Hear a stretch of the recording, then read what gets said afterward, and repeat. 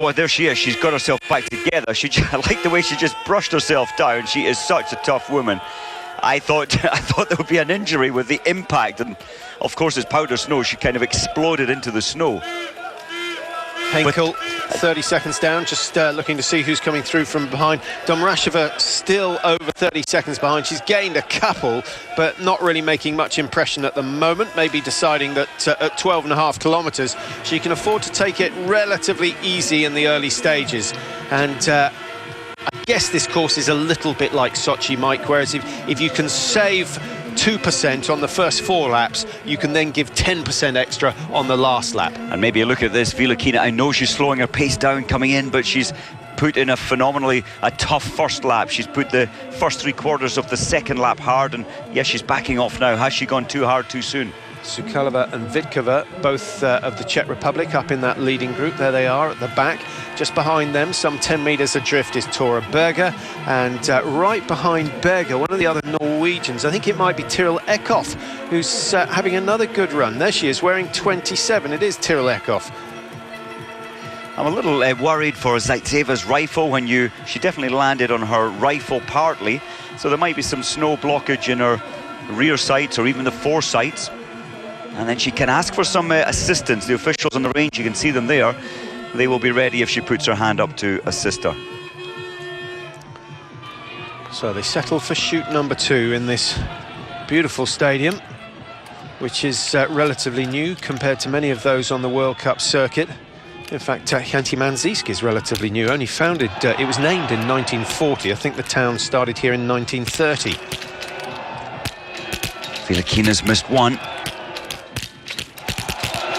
Keep an eye on Tora Berger's target at the top of your screen. 3 out of 3. She hasn't missed so far. She has now. Dalmar is clear, but taking her time. 4 out of 4. Sukalova, who's had 2 wins already this week. 5 out of 5. Great shooting from her. And Makarainen also shooting clear. So that slow shooting tactic is working pretty well in the head-to-head races. Glazarina, 5 out of 5. Now, Vilakina, Mike. Look at Zaitseva, she's got real problem. The sights and the barrel are blocked. That's a real pity. Yeah. Spare rifle. She's going to go for clearing the sights before. You don't want to look down the barrel. Well, she hasn't put the magazine in, but that looks dodgy.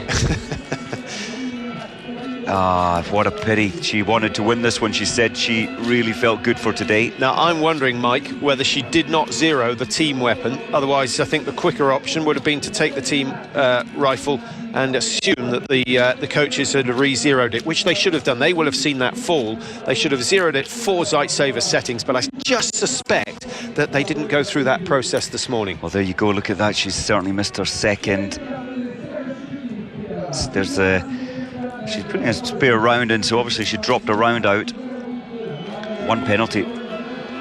Well, already a minute behind the leaders, so I'm afraid that's the end of the day for Olga Zaitseva. What a shame to finish her season on that note. A big fall. I'm not sure. Yes, she has. Has she changed the... No, she's staying with her own weapon. Now, you'll note the bolt's actually forward, so she hasn't yet put a magazine in, but her sight's completely blocked, and she may have bent the sight putting that screwdriver in. Now, is the top order going to stay the same? The 2 Shimarenko twins are locked in battle at the front of the field. Tora Berger with 1 miss is now 33 behind. It's not over quite yet. And who else has gone down? Vitkova, who was in 5th, now down in 18th, having missed 2 targets on chute number 2.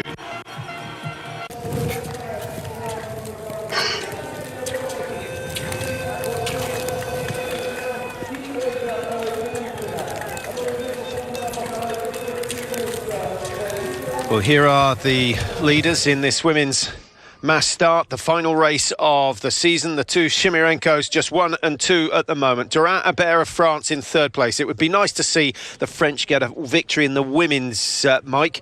Durand has been very, very consistent. Just looking at her shooting, 5 times this year she's shot clear. 6 times she's just had 1 penalty. So 11 good shooting races. How do you think that compares with, say, let's say Helena Ekholm when she was at her prime? I think that's got to be up there with Ekholm's best, and Ekholm was 94% prone, and she was even better, 95 at her best in the standing. So Doran's performances there, Patrick, absolutely up with the best we've ever seen in women's biathlon.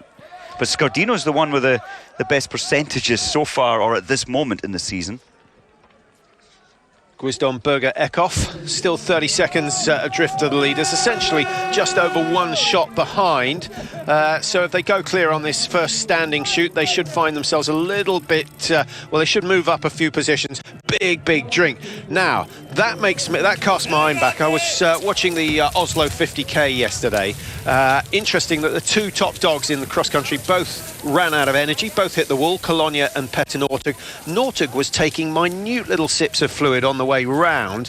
Do you feel he took on enough fluid, and do you think that had an influence over his exhaustion at the end? I think over the 2 hours 10 minutes, I think absolutely. And he was just taking one mouthful and then throwing the bottle, which had about 10 mouthfuls worth of fluid in that bottle. That was extraordinary. All the rest around him in that pack were really taking time to take a lot of fluid on board. Over 2 hours you have to. And I think in these dry, although it's snowing, it's still not a high humidity. I think you need to, in these temperatures as well, take some fluid on over this distance, as Tora Berger did. Yeah, it certainly helps, and there are one or two areas on the course where you can do it without losing any time at all. So this is the leading group of five. Kaisa Makarainen has fought her way back into it. She's hit all 10 targets. The Shimarenkos looking good together. I wonder what they're talking about at the moment. Gabriela Sukalova on for the triple. Is she going to get 3 in a row? It's a fantastic rise that she's had this year. I was looking at her World Cup standings last year, Mike. 93rd position. She's lying in 7th at the moment for this season, and of course already has 3 wins. Could make it number 4 today. That's extraordinary for in 1 year from that lower ranking to come up and be one of the big names in biathlon this year. Great job. Can she keep that momentum for next year? If she can, could be many Olympic medals.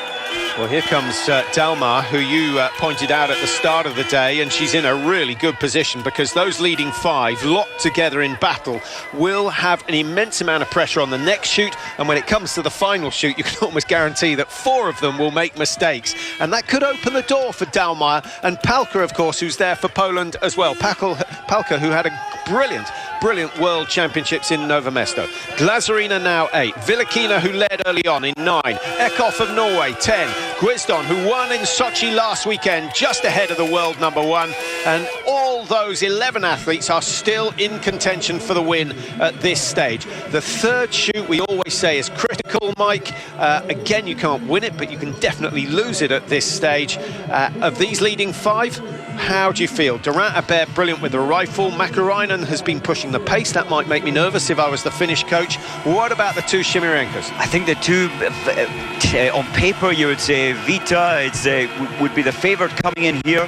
Makarainen, percentage-wise, she's only on 67% stand, so she has a confidence issue, but looking very different today. Sukalova, the one on form for me, the one who is, and again, I think tactically at the back of this line, taking it more easily. And I guess the other thing we have to consider is that this pace, who is most comfortable and who has given themselves the greatest chance of hitting the targets. Makarainen, I guess, is generally the fastest skier. But she's been setting the pace. So. Yes, she hasn't. And you mentioned earlier, look at Doran. She's got the statistics to say, well, she should be out first. So Makarainen will be in lane number 1. Vita Shimarenko in 2. Doran of France in 3. Via Shimarenko 4, and of course Gabriela Sukalova of the Czech Republic in lane 5. Will they all miss? Abert's going to go fast options. Makarainen there, she's missed one already. Vita Shimarenko 4 out of 5, but the miss from Makarainen might have put her off. No such thing. She goes clear, and her sister misses. Duran misses. Sukalova a chance to move into second on her own. She's taking her time over shot number 5. A lot of patience. She's certainly noticed that the wind has picked up, and she saved herself some 15 seconds by making sure. That's it. That's tough and great discipline from Sukalova. A chance for Tora Berger to move back up the order. Villikina raises a cheer from the crowd, as does Glazarina. Berger misses, so maybe it's not going to be her day, and it won't be podium finish number 20 for the day. Guisdon, Eckhoff, Berger shoot themselves out of contention at this stage. Although, remember, 17, 18 out of 20 is usually good enough to finish in the top 3 of a women's mass start. Now, is that Guisdon who's gone and missed a massive targets again? I think she's missed 4 on shoot number 3. That's extraordinary. Henkel comes back into it with some good shooting. Gasparin as well started not so well in the prone, but getting the standing. First time we've seen some real wind this season. It is, and normally this range is so difficult. I know they put more banners up on the left side to try and block off that wind coming in, but for the first time in 3 days of racing, the wind is back. So the wind is blowing from the front left-hand corner of the range towards the athletes and across them. Quite difficult to aim off in circumstances like this and to get the judgment right, and I think that's why we've seen a few of those in the middle of the range having problems. Those down in lanes 28, 29, 30 should be okay. Vita Shimirenko along with Gabriela Sukalova are clear. Now, Vita Shimirenko, Mike, so close yesterday. She's got 2.5 kilometres to think about the last shoot yesterday where she missed 3. How does she cope with that? That's a tough one to cope with. She will have had Shamray will have talked to her last night. They will have found, I hope, a method to blank out the thinking, the worrying. Well, that's coming up right after this break. Stay with us.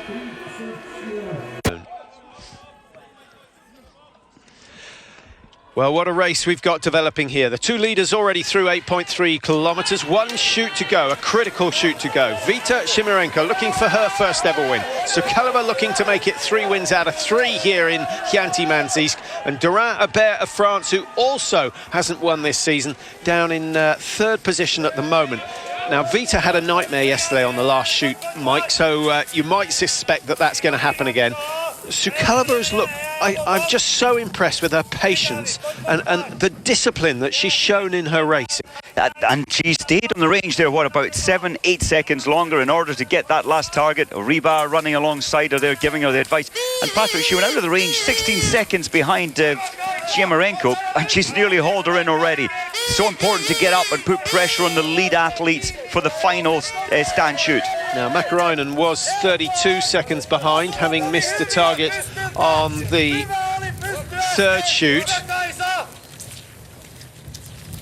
Via Shimirenko also missing on shoot number 3, just 1 target going wide. Those who've gone clear, well, we know about Vita Shimirenko and Sukalova, 1 and 2. Further down the order, Glazarina of Russia, 100-1 odds first thing this morning. She has shot 15 out of 15. She's in 7th position, only 30 seconds off the lead. A win is possible, but I don't think even if she hits all 5, Mike, she's going to be quick enough to out-ski the likes of Makarainen and Sukalova, who are still on pretty good form. No, that's been Glazarina's weakness. She's about, what, 45 to a minute 15 behind the best in this race. Nice to see Selena Gasparin up in good company, level with Henkel.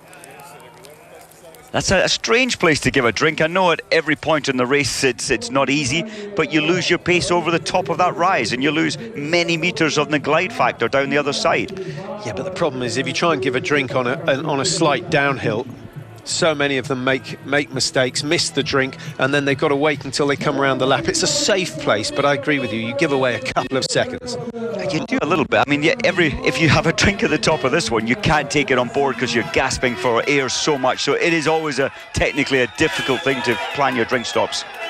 Nice looking skiing from Durand-Hebert, the number 4, but she's now got company behind her. Makarainen tucked in very, very close indeed. Makarainen feeding off the rhythm of Durand-Hebert, and right behind her, Villikina, who's come back strong.